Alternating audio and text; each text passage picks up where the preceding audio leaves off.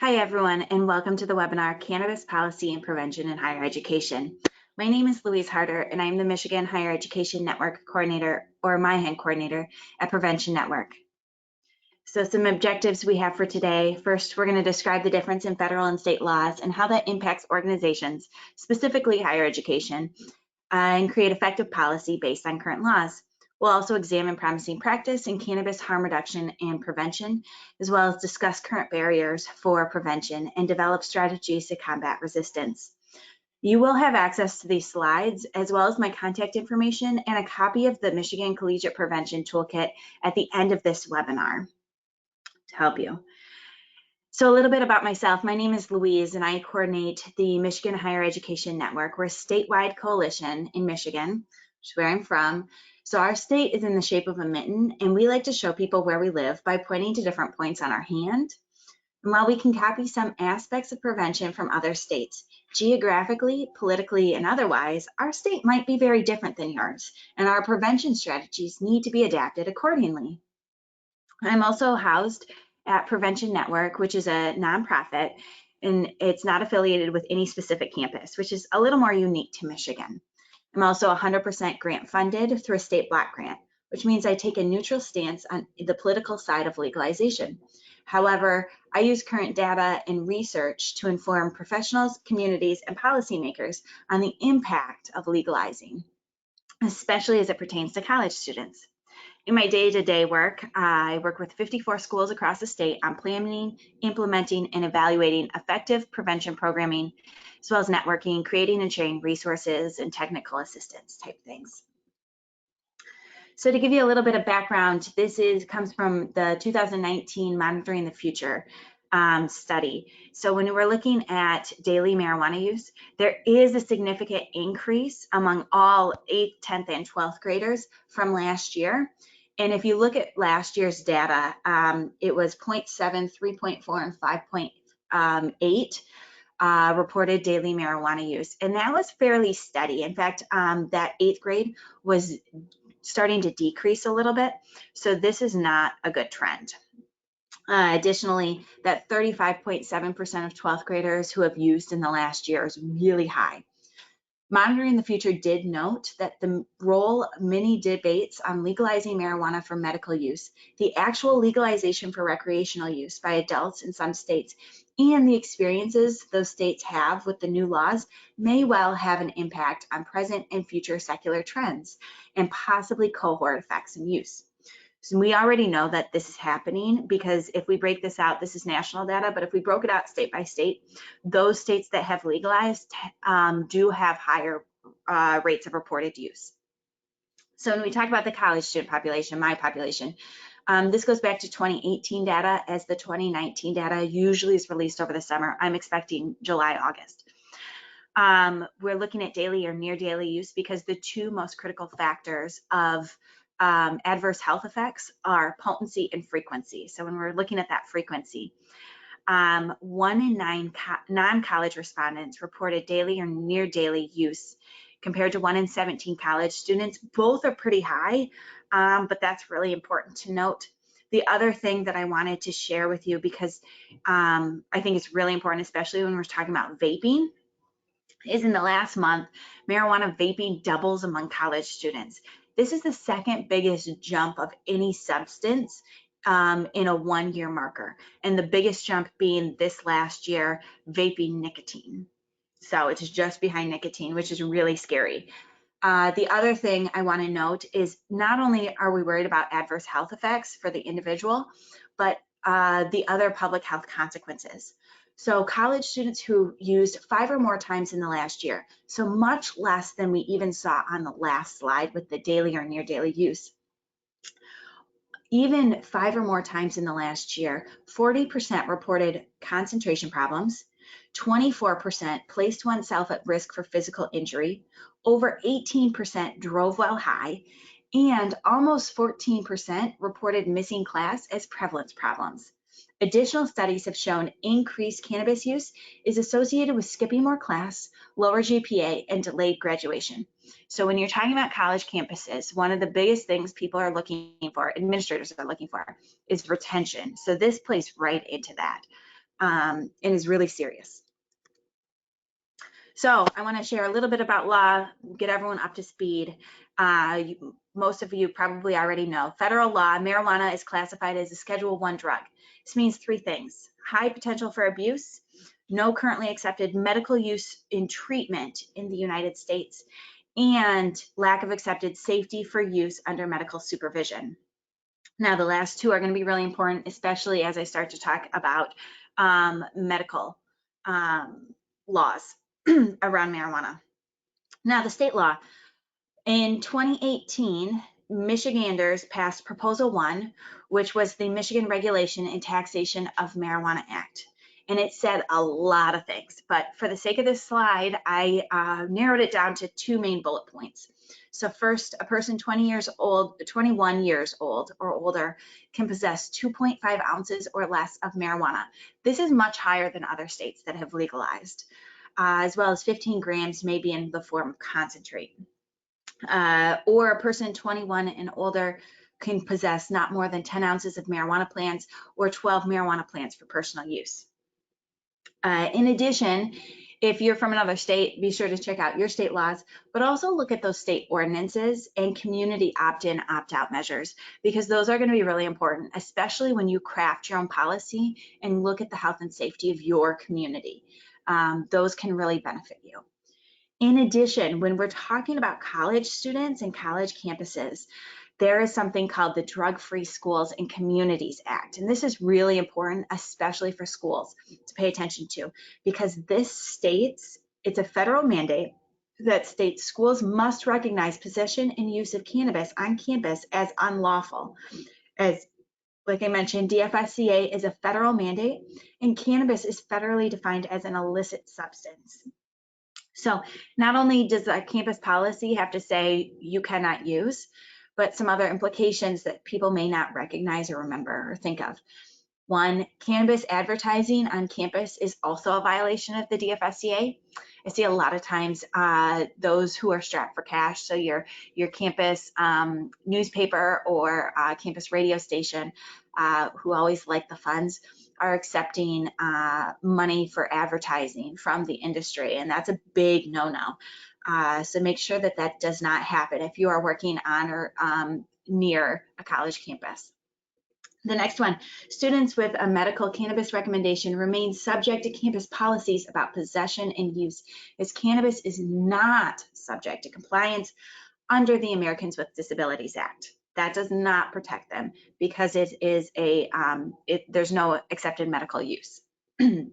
Next, cannabis may have implications for students using federal financial aid and or international students studying in the United States on a student visa.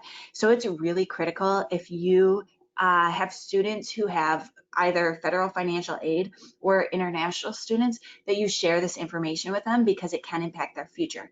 And I have seen a few anecdotal reports of international students who have used in a legal state, posted on social media, and then maybe left and went home for break or the semester. And when they tried to re-enter the United States, they were denied entry due to that.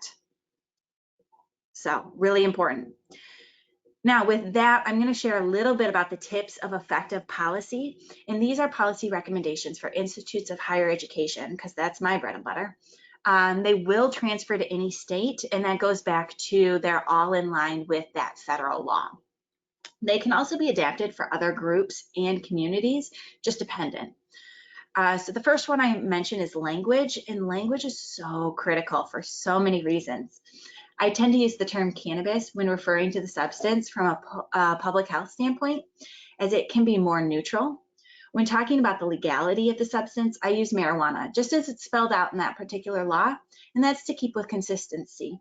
However, marijuana has a long history of negative racial undertones, and especially when it comes to public health and behavior change, we want to be really cognizant of the impact our words have on the message itself. Additionally, I think of recreational as going for a bike ride, hiking, or maybe taking a kayak out on one of our Great Lakes.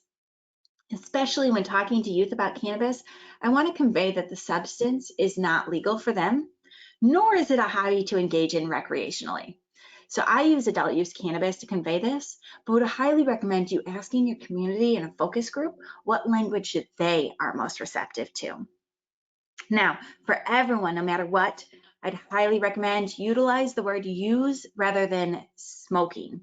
Now, this is not only true for policy, but it's also true when you're talking about surveying people or just even working with different groups. When we're talking about screening, brief intervention, referral to treatment later, this is really important because if we're only asking about smoking, we're not capturing the real information that we're seeking. And then offer examples about what use may entail. So edibles, smoking, dabbing, vaping, etc. I would also recommend providing examples of campus property that students may not realize are included. On college campuses, this could be sporting event centers, housing, res halls. It can also include parking lots and parking structures that are university owned. Even if the student is in their own car that they own, it is still on campus property. Really important. Include both recreational adult use cannabis and medical cannabis in your policy, as both are excluded under federal guidelines. And with that, highlight federal law in favor of state law. Some schools also reference the Drug-Free Schools and Communities Act. I find the more information you give students, the more receptive they are and possibly more compliant. But up to you. And with that, the reason that we're putting these policies in place are for the health and safety of that community, that population.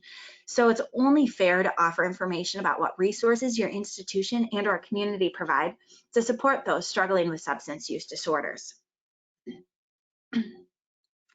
So with that, I'm going to share some other prevention strategies. And I mentioned the first one, screening, brief intervention, and referral to treatment. Sorry, there's a lot on this slide. I wanted that when you went back, you had this information with you. So I apologize. But back to SBIRT, or screening and brief intervention. This can be really important for a few different reasons, well, many different reasons, but a few that I want to highlight. So first, at health centers, that tends to be the first spot students go. Sometimes it's with a cough after vaping for starting vaping a month prior, and it's the first time they're using the substance in that manner. The other thing, they could be coming and presenting with difficulty sleeping, agitation, maybe increased anxiety. And what they won't tell you is maybe they stopped or decreased their cannabis use a week or so prior, or a few days prior. That person may unknowingly be experiencing withdrawal, which additional medications will not help with. And it could contraindicate if any medications prescribed could contraindicate if they start self-medicating as well or starting to use again. So we definitely want to screen there. We also know that cannabis has an unexplained suicide risk for those with major depression, and mental health practitioners should be screening and triaging appropriately.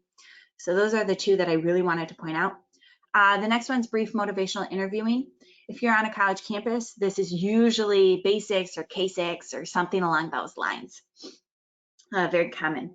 We talked about policy change. The one thing I want to note with policy change, make sure that you roll it out with an effective communication strategy so that students know that there was a change and what the policy actually is. DFSCA also requires annual sharing of that policy to both students and faculty and staff. But making sure that you have a clear rollout plan. The other thing is enforcement, especially at the beginning. The next one I have is environmental strategies. So some examples include limiting retailer availability, restricting locations bought and used, and minimizing youth exposure to cannabis advertising. The next is harm reduction, and I have a lot more on the next slide, so I'm going to skip over that for now and come back to it. But the last being social norms. And this is going to be only effective if you, one, have accurate and appropriate data, and two, if your needs assessment calls for it. So if you look back at the SAMHSA Strategic Prevention Framework or other public health models, as you're implementing some of these programs, make sure that what the strategy that you're implementing is appropriate for your community. So an example with social norms, especially if you're surveying within 1 month, if you're surveying maybe past 30-day use, 1 month after 420, which is a high risk event, you may not be getting the appropriate data and accurate information that you want to be collecting. So be very careful about how you're collecting the data and how you're asking some of these. Check out the National Social Norms Center, which is housed at Michigan State University, for more information on social norms campaigns. Also, the University of Washington has some really successful campaigns that I would recommend checking out, especially if you want any examples. So I mentioned a little bit about harm reduction approaches, and Fisher and his colleagues in 2017 released a great the research article, and I did, because I found it so helpful, I did link it at the bottom of this page as well, so when you get the slides you can access it. But the lower risk strategies for cannabis use are based on scientific evidence identifying behaviors within a user's control that influence the risk of health consequences from cannabis use. Their expert group systematically reviewed up-to-date evidence and translated it into concrete recommendations on how to practically reduce such health risks. Now, I do want to point out and note that based on all the current research, low-risk cannabis use does not exist. Fisher and his colleagues are not saying that. It is not the same as alcohol and standard drink sizes, so we can't treat it as such. So instead, Fisher and his colleagues share lower risk guidelines, and that's reflective and really important to note from the title. So the first one, abstain from use. We know that really the only way to eliminate that risk for use is to abstain. The next is to initiate use later in life. So we know that the human brain develops or continues developing until age 26. And we also know that rates of dependence and health problems associated with substance misuse decreases as you get closer to that age, 26 or later. We also know when we talked earlier about frequency and potency being the two major predictors, that's where the third bullet point comes in. Use cannabis that is lower in THC. So this is really important, especially when you're looking at different methodology of use.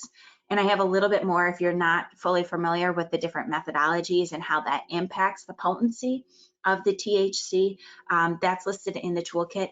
The other thing is if a person is buying off the black market, they may not know, they definitely don't know the potency of the substance. They also don't really know the purity of the substance and if it's laced with anything else. And that can be really important. So sharing some of that information with people. The next one, avoiding synthetic cannabis. And I put that in a completely different category because the effects on the body are so different for synthetic cannabis than what we're talking about. Also be wary of respiratory effects of smoking or really any methodology, but this is really important and interesting, especially, he wrote this in 2017, it's especially true right now with COVID-19 or before COVID-19 when we were talking about a volley. And the next one goes right along with it, avoid deep inhalation. And Fisher and his colleagues do a great job of explaining why and sharing a little bit more of the research if you go into the study a little bit more. But for sake of time, I'm gonna move along. So the next one is to limit use to once weekly or less. Again, back to that frequency. The next one, do not drive after use. We know the health risks associated with driving after using and the impairment. This is also one of the #1 public health problems or concerns that people report with using. So I'm starting to do a little bit more research on that. Stay tuned. And the last one, abstain from use if there's a history of a mental health disorder or substance use disorder, if you're pregnant or breastfeeding, if you're under the age of 21, if you're currently using any other medication or any other contraindication. I feel like we can go on and on there. So those are the lower risk strategies. Now, before we end, I did want to share some current barriers that I commonly hear and how we can kind of combat them. So the first one, there are so many conflicting laws and policy. Well, my recommendation is to align communication and enforcement. So an example of this, during the 2013 Hemp Fest in Seattle, Washington, where thousands of people come to a public park, and use together in public. Police handed out free bags of Doritos with information regarding the new marijuana law that they had passed in Washington, along with warnings that it is illegal to use in public. You can check it out online. I'm not making this up. This mixed messaging made it really difficult to control and ticket public use subsequently. So I highly recommend you work with other stakeholders to align that communication and follow through with the enforcement on any laws and policies that have been implemented, because there are things that you can use. The next, there are a lot of misperceptions and misinformation circulating. I agree 100%. My recommendation is to analyze and disseminate widely all the research and facts that you can find. So review current research, analyze the source. In the toolkit, I have about 2 pages of citations. You're welcome to use any of those. Disseminate the correct information to combat common myths. One thing I recommend, don't cherry pick resources, as people will call you out on it. So again, look at the toolkit for a lot of that information. Next, I don't know where to begin. My recommendation, utilize public health models. So the SAMHSA Strategic Prevention Framework has a great framework to help you determine your community's needs and the best strategy to implement. Now, I will note, doing what feels good or easy may not make the impact you are looking for. Prevention is really hard work, but it is worth it. And it doesn't happen overnight, so be patient. And lastly, I always hear that's a rapidly changing landscape. My recommendation is to review pre and post legalization trends to guide next steps. So look at the what's happening in other states as well as their strategies to help guide your steps. Now, it may not be 100% matched, but an example of this, if we look at Colorado trends, it wasn't the actual legalization of marijuana that increased use, but the messaging and campaigning prior that increased the perception of the norm of using. It also decreased the perception of risk, and that's what led to the increase in use. So even if your state hasn't legalized marijuana yet, it may be helpful to begin working on a universal prevention strategy to help your community. With that, I know we're getting to the end of time, but I do want to share the Michigan Collegiate Cannabis Prevention Toolkit. This has data, research, current laws, policy, prevention strategies, knowledge and perception, and other resources. And it's great for other campuses as well as community members to adapt. And with that, thank you so much. If you have any additional questions or comments, feel free to email me, call me. Again, my information is up here. You will also have access to the slides and, like I said, that toolkit. So I hope you have a wonderful rest of your day. Thank you so much for tuning in.